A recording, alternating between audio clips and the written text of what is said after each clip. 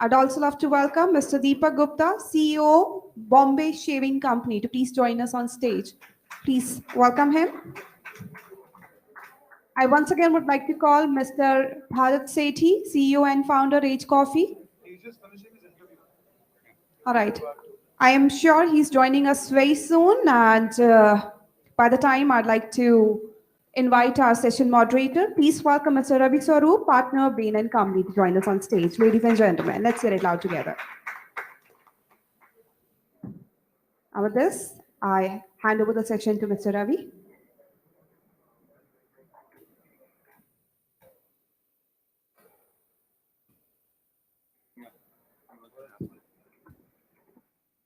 Bharat from Rage Coffee.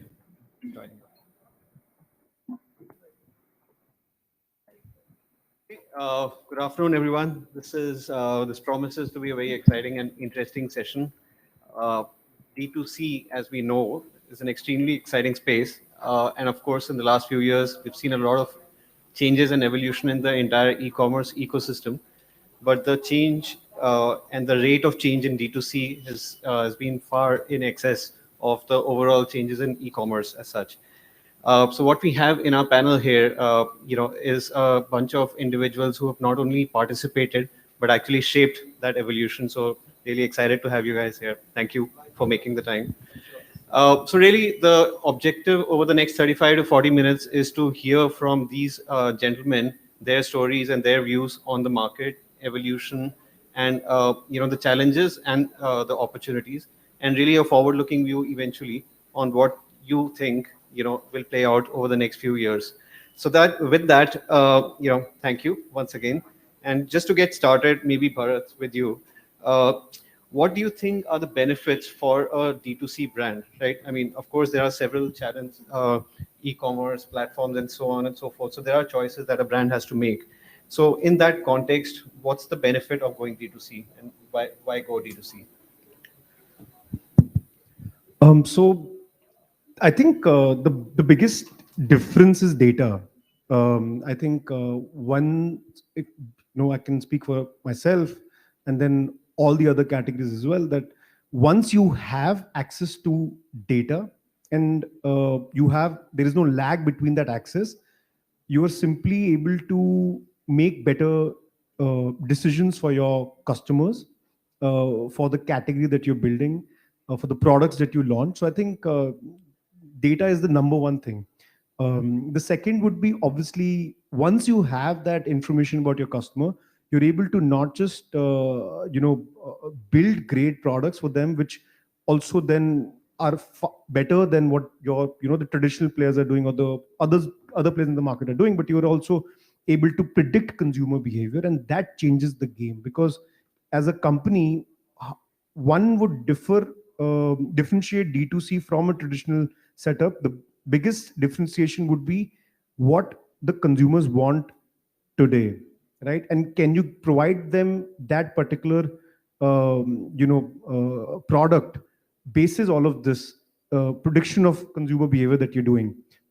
And that changes the entire game, right? Because consumer choices are changing very rapidly. For a brand, they might be doing something in year one, and they would be doing something very different in year three, and both might coexist or might not. So lean operating cycles, make this very interesting. But the use of data for taking these decisions is very critical. So that's something that I have seen. And then distribution obviously is another big differentiator, because you're able to, let's say earlier you were going and putting your stock in, let's say, or your products in a traditional setup or a modern trade or a general trade outlet, and which you can do. So I am not of the opinion that either D2C or offline wholesale or whatever, right? So I'm a big believer of the omni-channel play. So these are some of the benefits. So I don't want to go into the details of this working capital benefits that you get by being omni-channel and all that. That might be too technical. But at the heart of it, it's data, and then all the decisions you make as a company bases the data that you have, retargeting efforts that you can have, distribution. You basically bypassing the middlemen, right? So there is a lot of merit in doing that. Yeah, so that's what I feel. No, thanks. But very staying relevant, keeping the brand relevant to consumers, being able to sharply target them, both for new consumers as well as repeats. Just D2C enables that disproportionately. Makes sense. Happy to hear other opinions, and Agnim, especially you, given the fact that you've chosen to be, I suppose, much more exclusively D2C. And would be great to hear your opinion on why you did that. Okay, so why D2C? D2C, as it says, direct to consumers. I'm able to kind of, deal with my customers directly.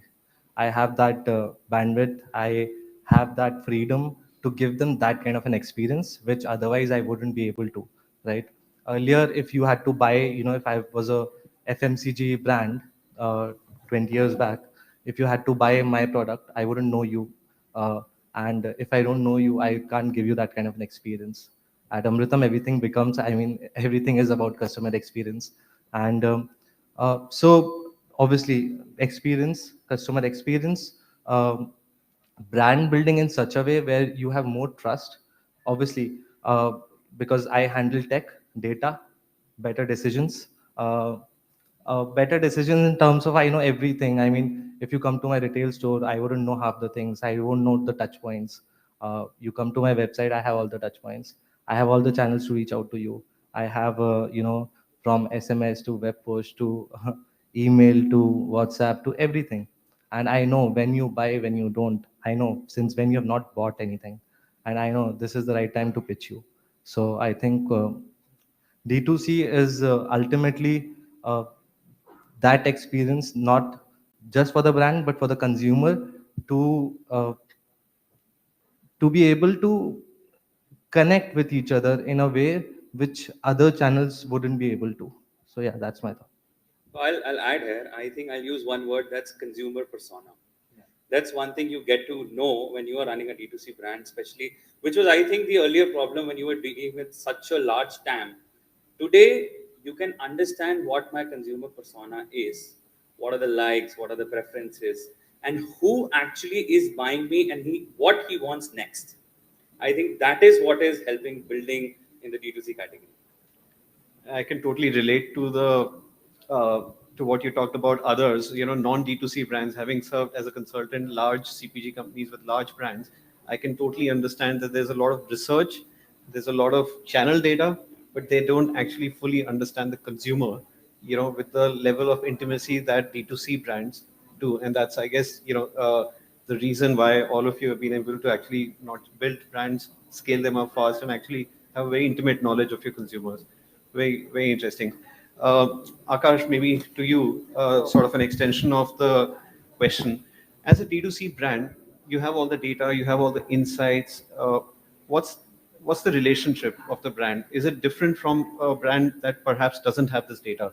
And how does that play out, either in terms of scaling, repeats, or loyalty? How do you actually measure the benefits of this intimate relationship? 100%, yeah. When you're in D2C, you, as everyone over here has said, you understand your customer exactly, right?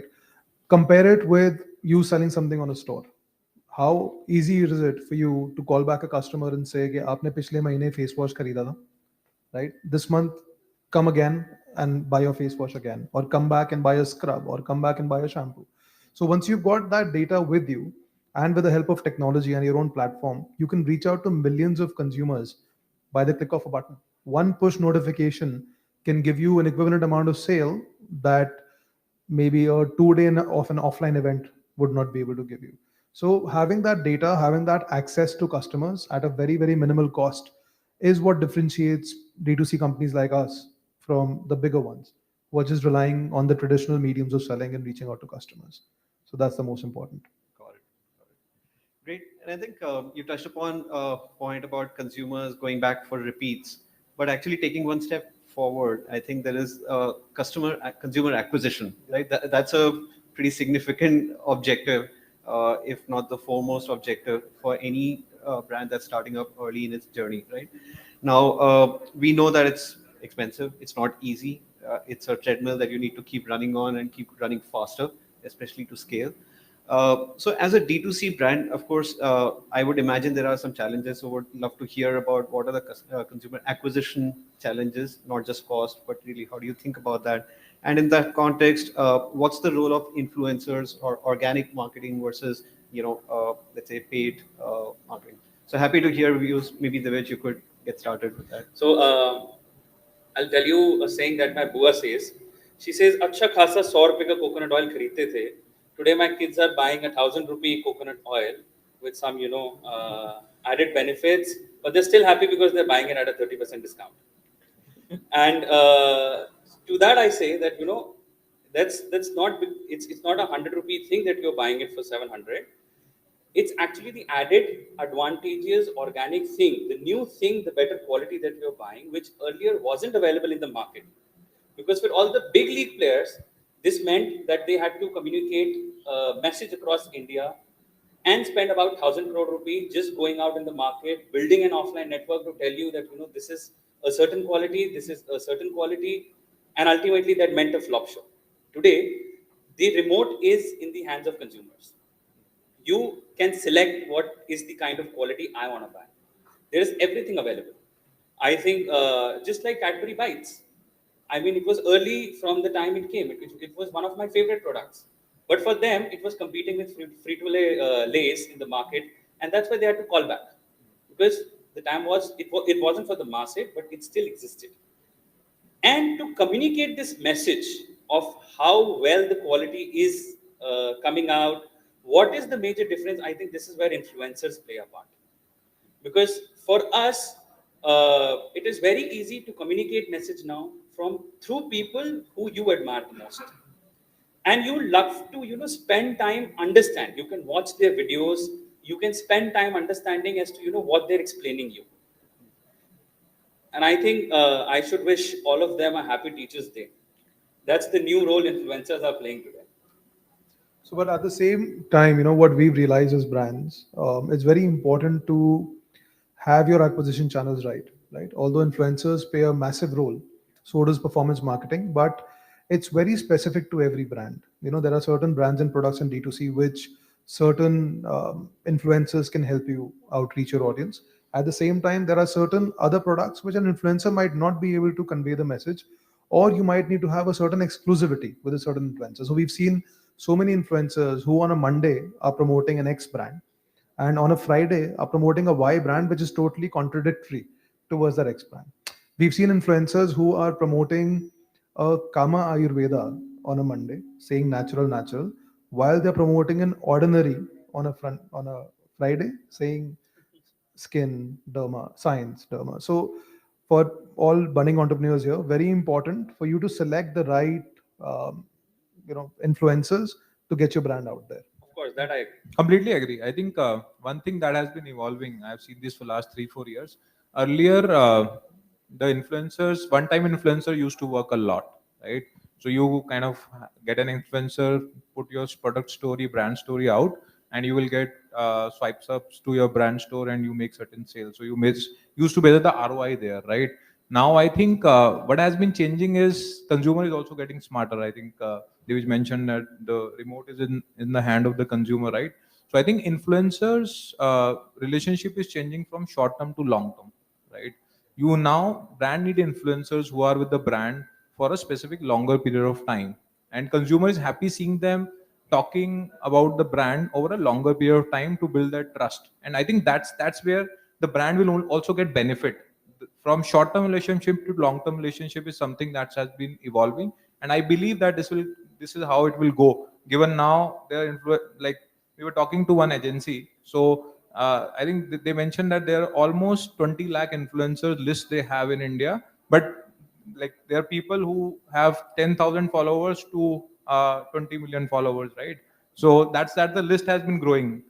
So selection of the influencer for a long term engagement is very important. लेकिन adding to him, जैसे हम लोग अब funding ले रहे हैं, do you know that influencer management companies are now getting huge funding behind them as well? Yes. Right? So everything around this is exactly the company that he's mentioning. So exactly, I mean there are nested loops, right? Of course. So, key takeaways so far for me: influencer marketing critical, but the nature of influencer marketing is changing in the sense that longer relationships, and I agree, and I've seen this with several other larger brands as well. So, earlier it used to be one Amitabh Bachchan, one Shah Rukh Khan, but now you actually have smaller versions of them who are online first, more relatable people, but with a longer relationship with the brand. So, and but I think Akash, you touched upon an interesting point, which is it's not just influencer, but you actually have to make choices about performance marketing, maybe other partnerships as well. How do you make those choices? How do you actually evolve and refine what It your depends on demand your generation model is? brand or the product to market fit. Very, very important, right? So we are two founders sitting right next to each other in the same domain, Ayurveda, natural skincare.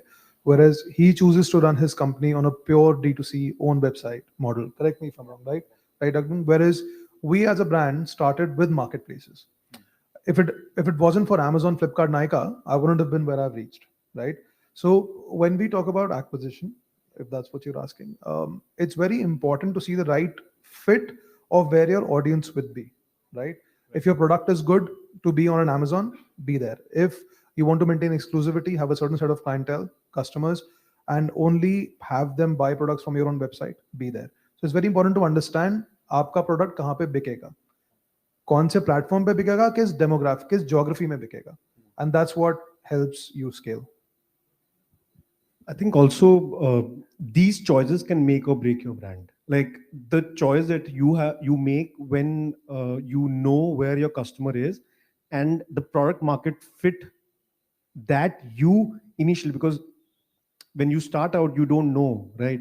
But there needs to be enough conviction and enough um, you know maybe some sort of gut feeling that this is what you want to do and you want to stick to it, right? Because it's extremely easy initially in the first 2 3 years of your business to spread yourself too thin, too wide across platforms.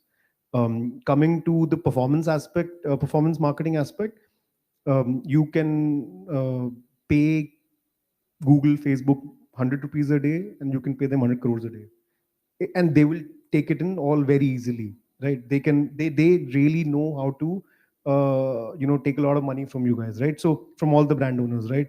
Anybody who's spending on these platforms. So knowing at what level your cost structures are and where you operate in terms of your margins and how you're distributing those margins across these channels is, in my opinion, it's the make or break for your brand. You can have great products, fundamentally differentiated products, but if you don't get this aspect right, where you're acquiring your customers, the right customers at the right price points, then it will be hard for you to survive for long. And these things are sometimes irreversible also, because brand perception, it's very hard to change brand perception. Adding to Bharat, I think even in the short run, it has become very tricky because of so much money being infused in the D2C category. I mean, the costs have gone very high. Not just D2C. Now, the thing is, even when Byju's goes out and raises $1 billion, I don't know, right? So they're ultimately going to spend that on these platforms, right? Even if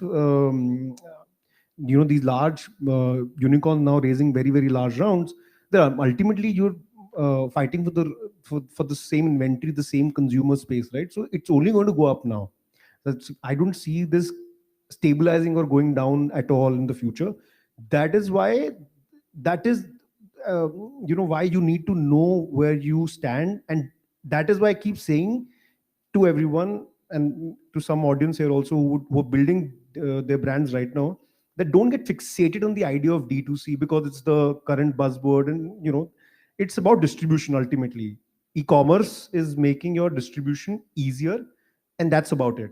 You could very well be available in a kirana store next door, and doing your business online and selling on Amazon, but having three different kinds of products in depending on the consumers in these markets, right? So that's the big idea, because it's only going to get more and more expensive. So not everybody will buy luxury products. There's only a very very small audience who will buy, and then the many products who are fighting for that same audience, and it becomes more and more difficult.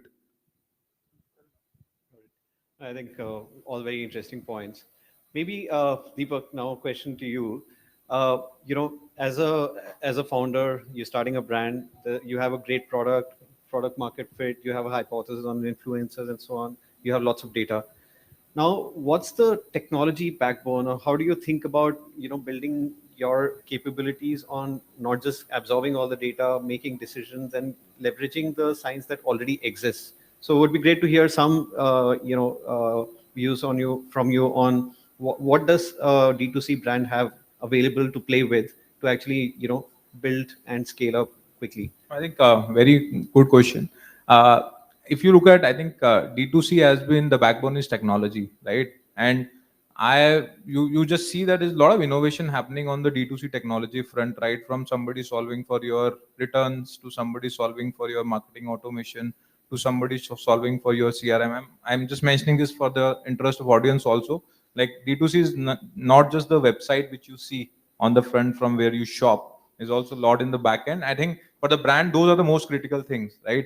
Like how do I kind of, for example, we get a lot of orders from Kerala, and in Kerala the address, the house address nomenclature is very bad, right? Somebody will write uh, street number X and his name, right? And like you don't know, like if I deliver the product and it is bought on cash on delivery, it will come back, right? And that's what our experience. So like there are technology being built to address that, where there is an intelligence being built with all the brands data being captured through certain backend, which tells you that maybe this order has a high probability of coming back, right? To brand it becomes important, right? Because your unit economics will get hurt if you don't solve for it, right? So then there is a technology required to manage your backend, which is how do I make sure that my inventory whenever kind of is managed well, because you don't want a situation where you're out of stock and your front is still showing the inventory, right? There are technologies being kind of put into use now to have a better customer experience, right? Because now customers are like ephemeral. Customer want a response at that point of time, right? For example, if you have a WhatsApp chatbot and somebody is typing and they want brand to respond at that point of time, otherwise you will see 10 question marks, right? Like nobody is responding, right? So that you require now, but you can't have like 10 people sitting and answering these, right? So how do you solve it through technology? I think so. In my view, as a brand, I need not worry about that because there are a lot of startups solving for it, right? I just need to be aware and kind of make sure that I am kind of implementing it as and when kind of there is something available. I think there are four pillars which I believe are critical for the success of the brand apart from these technology. One is how do I keep creating more and more content in house, right? Because I don't want to go out and talk to agencies because it's super expensive. More than expensive it is, it takes a lot of time to give them a brief and then get it back, right? Plus then there are iterations, etc., because they don't understand the brand well, right? So I think how do I have content engines in house solved through technology? I think second piece is customization, right? How like everybody mentioned about data, consumer experience, closeness to consumer, right? But how I am serving that by making consumer feel that this brand is exclusive to me, right? So how do I solve that in the personalization? I think the third piece is I will say is technologies that help me build cohorts better, so that with the same consumer I build longer and the larger LTVs, so long-term values through the consumer, right? So I think that intelligence is important. And the fourth is I think because now there's too much data being thrown out, you are doing multiple channels to acquire consumers, etc., right? So I think technology to synthesize that data and take smarter decision every time, like we do. I think like all of us do more than 100 experiments at any point of time with creatives, with kind of products, etc., etc., right? So how do I kind of make sure the learnings are being captured in the right way? In my view, I think if we have to evolve a lot on that, and that's critical to the brand apart from the back-end technologies. It's very helpful, Deepak. My takeaway so far on the technology piece is that as a brand owner, you don't need to be an expert on tech to be able to succeed. You have an ecosystem. You need to be smart on what are the objectives and what you want to get out of that tech, Right. and mix it up and in the right way possible to deliver the objectives. Like you said, consumers are ephemeral. You need to build cohorts. Personalization is great, but what do you want to achieve through that personalization, right? Or what's the action implication of the choices? So it's really the brand strategy, but the ecosystem And I think if I think back 5 years, that ecosystem wasn't there. Right Yeah. now, as a D2C brand, you have the ecosystem, part solutions that can be brought together or packages that. There are hundred of companies kind of Yeah. coming up every day now, trying to solve these in their own way. But these are also differentiators, right? This is what's differentiating, as you mentioned, right? And this is very rapidly evolving. So WhatsApp bots, for example, they've just popped up in the last 18 months, and more so in the last 6 months. And the speed at which we can move, by being D2C or also by being agile and young as companies, having a tech DNA, that is where we differentiate with the larger ones, with the legacy giants, and that makes all the difference, and that passes on to the end customer, right? The end customer doesn't care. Right now, the customer, very famously, Nikhil says, as always, brand loyalty is at its lowest right now, and brand awareness is at its highest. So this is a great time for company, that are, and this could be even a setup in a large entity also, like, and they could have this kind of a setup, but it's extremely difficult. Yeah, absolutely. I mean, changing the infrastructure or how you operate for a 500 crore or 1,000 crore company is that much more difficult. I'm not saying impossible, but just the legacy ways of working are just very difficult to break. So very interesting. And I think that also relates back to the fact that, therefore, growth is not constrained, right? I mean, for you, if you're operating in a category which overall may be growing at 4-5%, that doesn't necessarily mean that for you as a D2C brand, that's the growth rate to aspire for, right? Because the way in which you are addressing the consumer is very different from how other more conventional players would have been serving the consumer need. So very interesting. Which maybe to you to start with on the next question, and then we can of course get opinions from others. There are, as a D2C brand owner, there are certain changes happening in the marketplace, and we were Akash was also speaking about that when we were speaking before this discussion.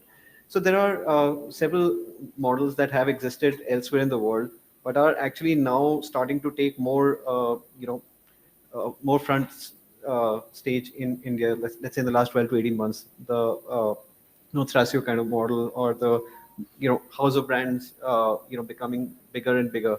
How do you see that playing out, and what are the implications of that evolution on individual D2C brand owners, and maybe the overall ecosystem itself? So would be good to get some views from you. See, I think, like you said, that the whole ecosystem is growing. Of course, the money is going to pump in. That's said with any of the business that grows. And I think Thrasio has got a lot of attention now. Because earlier, all these big venture funds would say that, kitna time hai, how much can a D2C brand grow? Today, they know there is a brand which is the fastest grown unicorn, and that's Thrasio. So they know what kind of power a D2C brand or a house of brand or the D2C segment holds. And I think that is what is traveling from West to now the whole world, where people understand the opportunity, and specifically in India. It's a 1.6 billion population. That's a huge population. That's a huge TAM. Set aside everything else in the world. I mean, India is the eye for everybody now to go and come look out for D2C opportunities. And with that, then there are smart models kicking in. So there are Thrasio models. There are people who want to invest. I mean, we have I have a fellow entrepreneur here who has taken a very smart, nice exit. And all of us, have had huge rounds of funding. But I think if we rewind and we go back to 2018 when I started, it was pretty difficult. It was very difficult to convince, to explain them what kind of TAM it is, how we are going to do it. And getting my seed round, I think, was the hardest challenge that I had to face in my whole journey. But after that, I think because of the whole ecosystem growth, it evidently evolved. But negative side of that is exactly what we were discussing also, is that there's so much money pumped in now that the customer acquisition costs are now increasing. It's a big fight. Everybody has arsenal and everybody is there for a war. And I see this war going for another 5-6 years, when this will become even difficult for us to capture and stay there in the arena, build a brand for ourselves, and the ones who will survive are the ones who are going to take it ahead. May the best brands win. So no, but I think this thing about dry powder, in the ecosystem is actually not just skewing the D2C industry. Having seen a lot of private equity work, it's actually starting to skew a fair bit of decision making. So let's see. I think it's an interesting one to see. And I think how it here, plays out.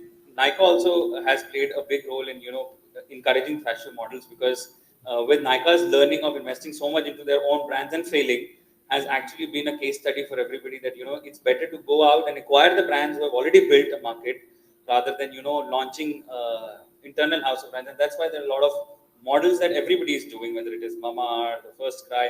Everybody has got their own wing, where now they're interested in buying out brands that are built, instead of building themselves and burning the money. Got it. Very interesting. Happy to hear views from others in the group as well on this topic. As D2C brand owners, or maybe people in the audience who are at different stages in their D2C journey, how should they think about the next, let's say, 3 years, right? In the context of the changes that are happening, funding costs going up, and so on and so forth. So any So advice? I think one advice I give to everyone who reaches out to me, two three things when you're starting up a D2C brand, or if you're in the initial stages. One, very important to understand your consumer's emotion and match it with the right action.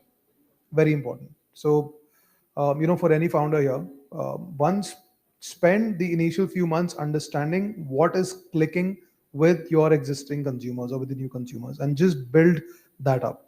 Connect their emotion with your further actions. That's one. Second, guys, funding is not the holy grail, right? Don't run a startup or don't get into a business or a startup to pick up a fund. Problem क्या होती है, it's very embarrassing to say, but we try to hire people. When we try to hire people, a lot of good resources coming from different companies, right? Their idea of a stable company is whether the company is funded or not.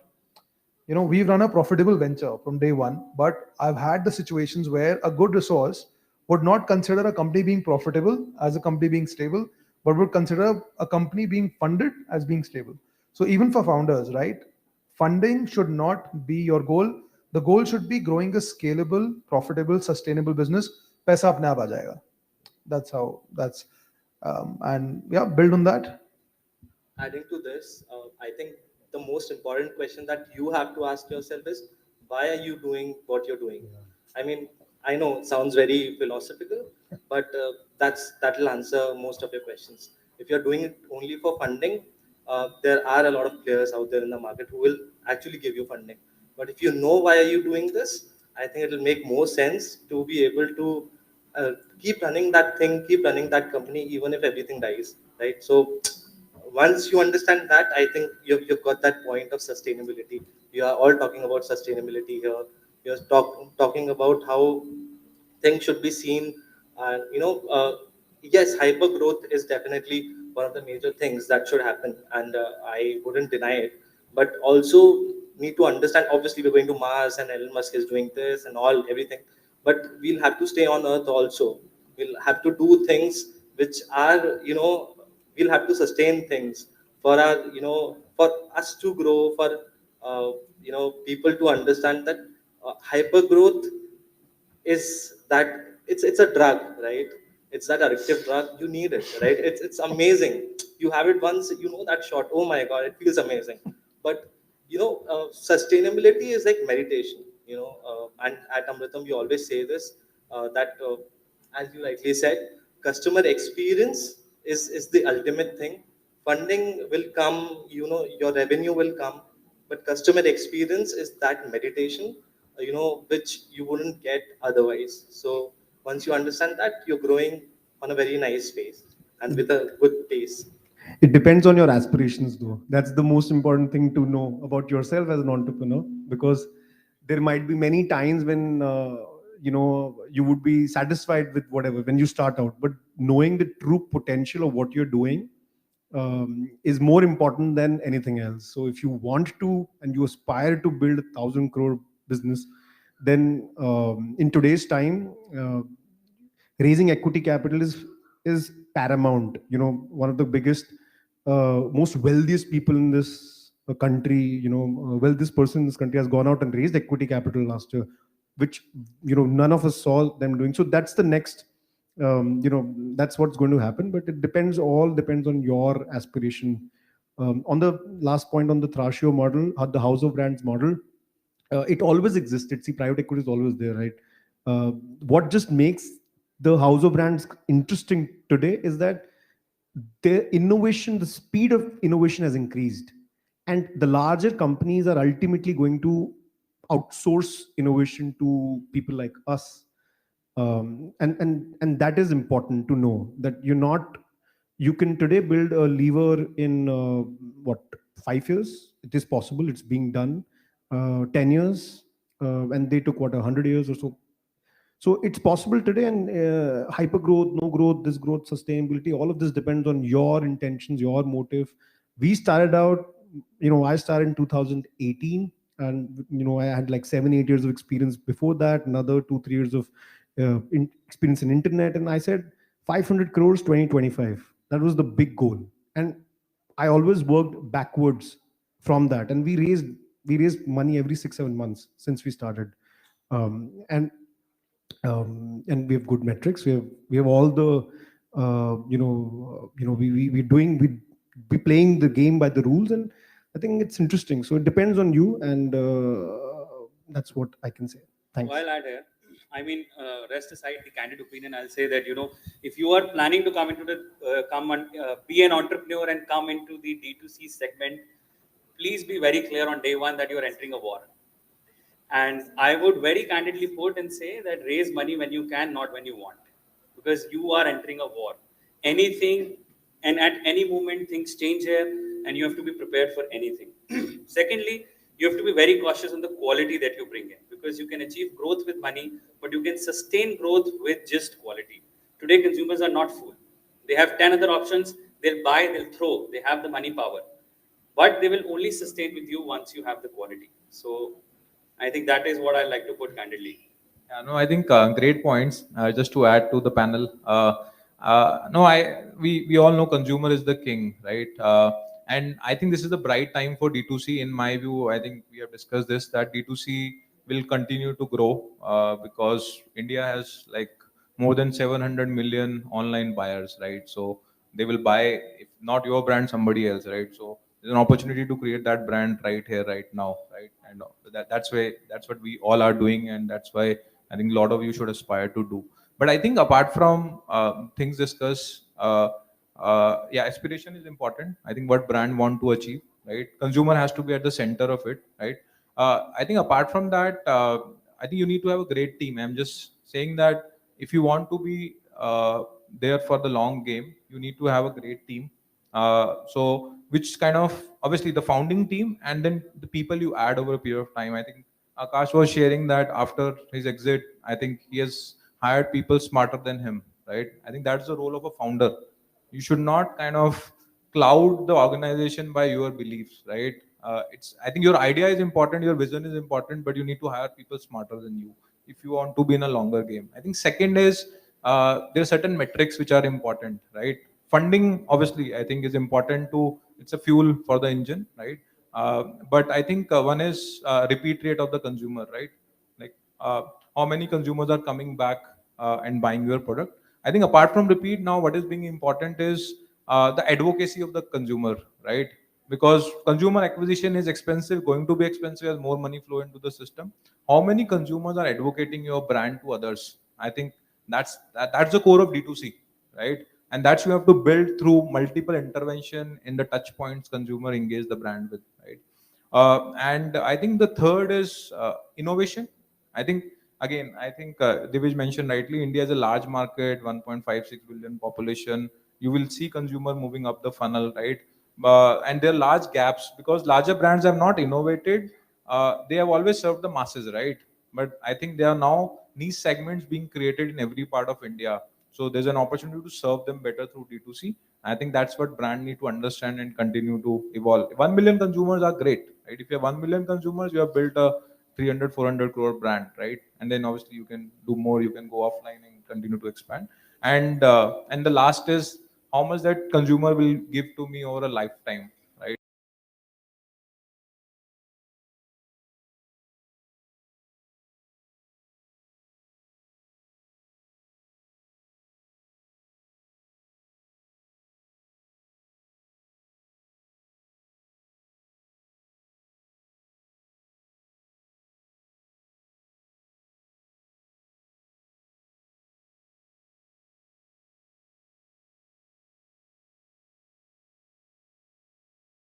the opportunities that the country provides, that the ecosystem is helping unlock, the tools that are now available, the dry powder that's there, the funding ecosystem, all of these are enablers that just makes the opportunity and the addressable opportunity large. It's likely to remain like that.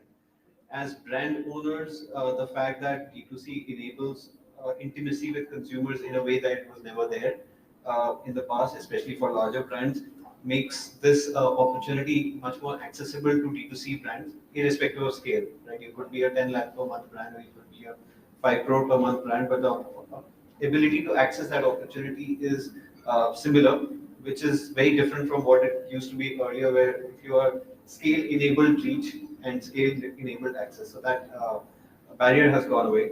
What is definitely very unique to every journey is, depending upon the category, and we spoke about that, is the fact your ambition, the paths you take to achieve that ambition, and sort of having consistency and clarity on what is actually truly, the product market fit, the rules of the game, and customer acquisition in the context of your category, right? It's not, at least from the discussion I'm taking away, that there's no single rule on how do you actually acquire consumers and run your sort of repeatable model for building the business. That is very unique.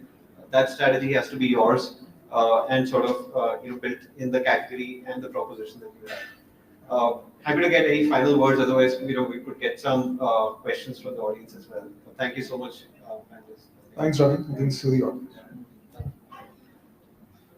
Well, considering the time limits, we can only take one or two questions. Anybody would like to ask something from the panelists? All right. So if we have any questions, we can certainly take them offline. Thank you. Thank you, our panelists. And of course, Mr. Thanks a Ravi, lot. for moderating the session so wonderfully.